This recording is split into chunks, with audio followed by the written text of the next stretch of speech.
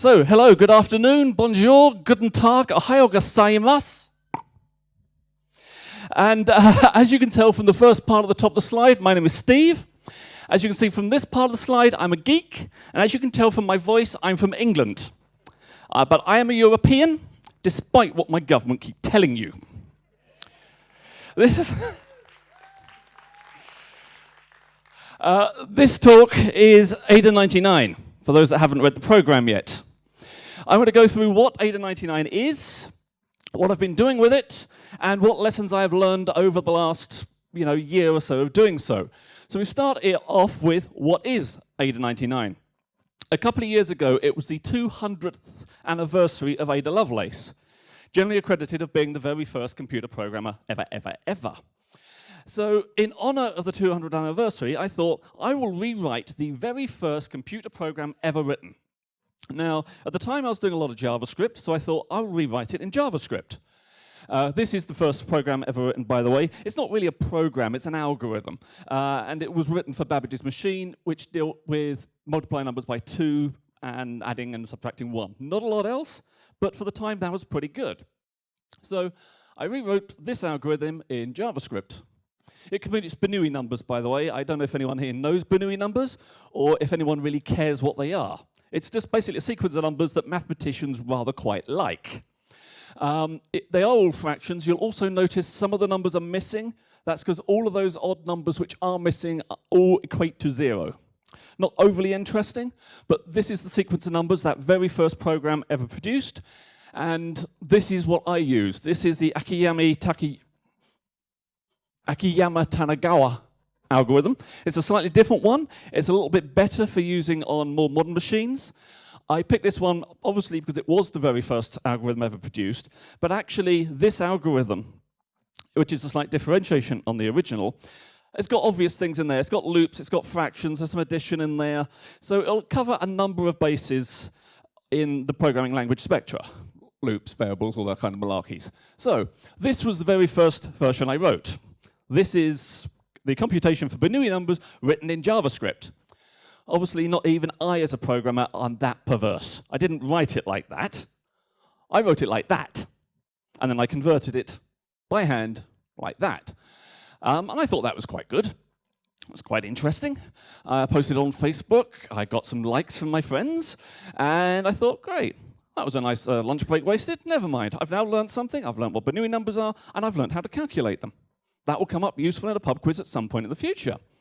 Then a friend of mine, Bob, on Facebook says, you should do it in Ada. Back in the 80s, the Department of Defense created a programming language called Ada in honor of Ada Lovelace. And Bob's first language at university was to program in Ada. So I thought, how hard can it be? So I took another lunch break and rewrote Ada's very first program in the language that was created for her, which was this one. It's probably not idiomatic. It's just me going through instructions online, installing an actual Ada interpreter, which was NAT in this case. And as you can see, it's not that difficult. But there were some amusing things I spotted in this version. I'll limit on here. So strict typing. I'm an ex-C programmer. I like strict typing. That's good. Semicolons to end lines. OK, that's still fairly common. We do that a lot. Double dot ellipses, way before Ruby had ever thought of doing it. Separation, we get arrays are using brackets, as in the round parentheses brackets, not the square type. Back in the day, that was fairly normal, but we've kind of changed now. So it's interesting to see who and why that changed. The assignment is different to the compare. If you've ever done C, you'll think that's a good idea. And slash equals instead of not equals or the double bracket sign. Again, I thought this is just syntactic sugar. It doesn't really mean anything. But it did start getting me thinking, well, we've only got about 20 characters on the keyboard to do symbols. Exclamation marks, equals, greater than, less than. But there are a lot more than 20 operations a programmer ever wants to do. So naturally, we have to combine symbols to make other symbols, which then lead to problems as you do a single equals, not a double equals, or you make some other issue with that. So actually, if we had keyboards with more symbols, maybe that would be a better idea. And I started thinking, what other ideas are there? But this was only a lunch break project, and I'd run out of time. And that was the end of it. No, of course it's not. Of course it's not the end. I thought, well, how many other languages do I actually know? How many have I been paid money to code? How many have I managed to trick employers into paying me money to code? Well, it turns out there's quite a few of them. I have professionally programmed, and I use the word professional in a very loosest sense of the word, in all of these languages up here. Multiple assemblers, C and Java's obviously, various scripting languages that just come part and parcel of the job, because everyone seems to like to write their own scripting language, why not? And just for fun, I'd also use these languages. And as an ex-language geek, I've also invented 2 other languages of my own, one which teaches kids how to code, and one you really don't want to ever code ever. So I thought, okay, I've actually done about 20 or 30 languages. I wonder if I could do a Bernoulli calculator in all of them before I get bored. So, in no particular order, I just installed a compiler or an interpreter and started translating my original code into various languages. So this one is Pascal. It's got a number of the same sort of things that you do start picking up from other languages. They have similar ideas all the way through them. Again, it's verbose, but we don't care. You've got different types of assignment and comparison operator, good thing. Loops needed down to. If you're just iterating between a number and another number, some languages, such as Pascal, also such as Ada, want to have a different command to indicating this loop goes backwards or this loop goes forwards. I'm not saying it's a good or a bad idea, but it's an interesting thing if you've never contemplated how a loop actually works. It actually forces you to start thinking, was that a good idea? If I was designing a language, should I do that? There's different words for procedures and functions. The only difference is one doesn't return a value, but they explicitly decided that it would be a good idea to have a different keyword for it. Fair dues. Perl. I can write line noise as good as the next person. This was my non-line noise version of Perl. I decided to use the math fraction library, because why not? I've already proven I can do mathematics. And this was the code. Interesting point is actually about Perl's libraries. CPAN is pretty much the reason Perl had any kind of traction. That, and it's got fantastic regex support. If you've got all of these libraries produced by the community ultimately settle on what type of library is the library for fractions. If you compare this to languages like Java, the language of Java is basically its libraries. The language itself is, yeah, it does what you expect. But the libraries are the things you've actually got to learn if you want to say, I can do Java. And sometimes you get a crossover. In C++, Boost was created because the STL wasn't actually that good at the start. Over time, the STL committee thought, actually, Boost is rather quite good, and then they adopted the community Boost as the major STL for versions of C++ 11, 14, and I think probably 17. So what do you consider to be the language? Do you consider it to be just the core, the syntax? Do you also consider the library? And if so, which libraries do you consider to be legit or canonical? PHP. I know a lot of people rag on PHP and they say PHP is useless, and I understand why. I've used it. I did this basic math fraction library, and on my first attempt, I found a bug. I am only writing a program to calculate a few numbers. I should not be finding bugs in libraries. But I did, so I moved on. That's the bug if anyone's interested. I couldn't be bothered to fix it. I did it in BASIC as well. Who here remembers BASIC? We got some BASIC? I could actually see some hands going, that's good. And I decided I'd write it in Sinclair BASIC, which was from a microcomputer back in 1982. And oh boy, did that take a while to write. It still worked. I ran it on an emulator, and it does actually produce the right answers after about an hour. And I went through a few other basics, and they've all got their little weird quirks. Some, and you can read them here if you like. No local variables. Has anyone tried programming without local variables, so that, so every variable is global? Has anyone tried that recently? That is so stupidly hard. If you want to return a value, you can't. There's no actual function in some of these basics, so you assign it to a global. One of the basics I tried has param and param string, if you are returning an integer parameter or a string parameter.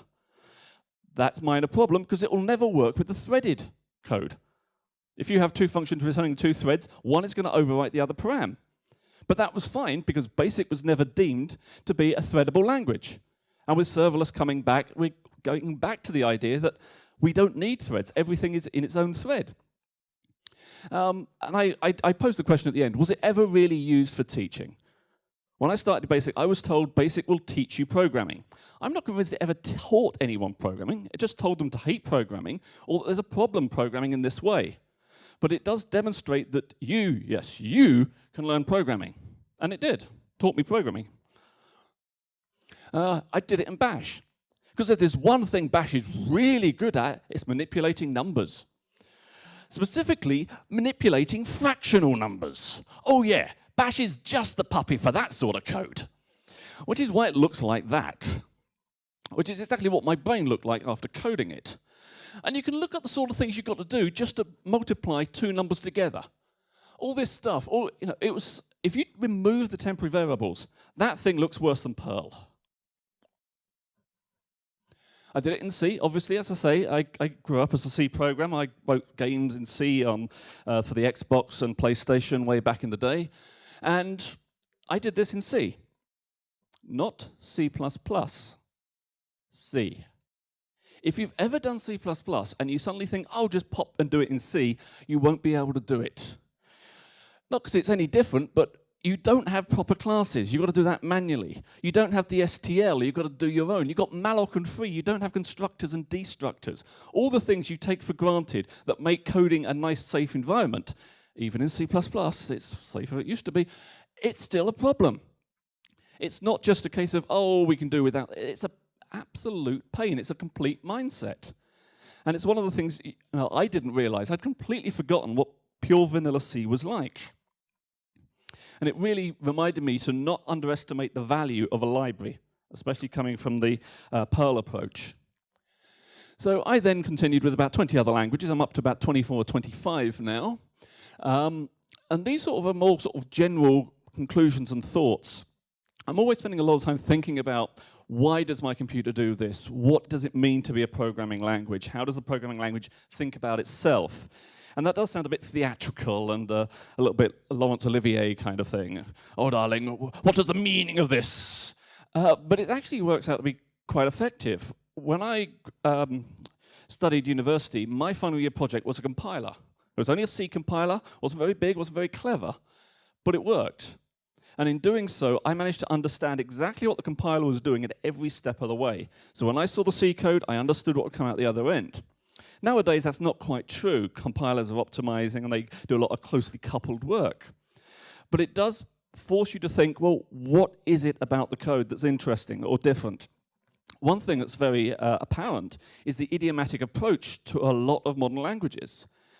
I've done all these things fairly simply. You've got a for loop, inside that is another for loop. There are better idiomatic ways of doing it. But if you want to learn a new language, but you've got to go through 3 or 4 different idiomatic methods just to get to a for loop, that's probably not going to have, that language won't have a very high take-up, because everyone is going to get stuck, and it's like, well, that's not idiomatic. This code does not look like everybody else's. So what other comments have we got? The balance between old and new is never struck. Everyone thinks they've got a great new idea. It turned out it had been done before. Things like, do you start an array from 0 or from 1?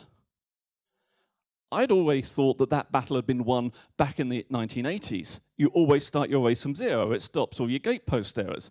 But actually, some languages, such as Ada, which was done to be a nice, secure, proper, robust language, thinks that starting arrays from 1 is the best idea ever. So you have to start challenging those assumptions. Perceived wisdoms of arrays, that's what we talked about. Good ideas always get stolen. Anyone knows use strict from JavaScript? That came from Perl. No one's ever admitted it, because they don't want to admit to coming from Perl. And that's probably my time up then. Was it, or is this another technical fault? No? Hello? Someone in the gallery? Hello? Okay, well, I'll assume that'll be time up then, and just hope they get some predictions for the next speaker. So with that, I'll say thank you for your attention. My name has been Steve. Good night.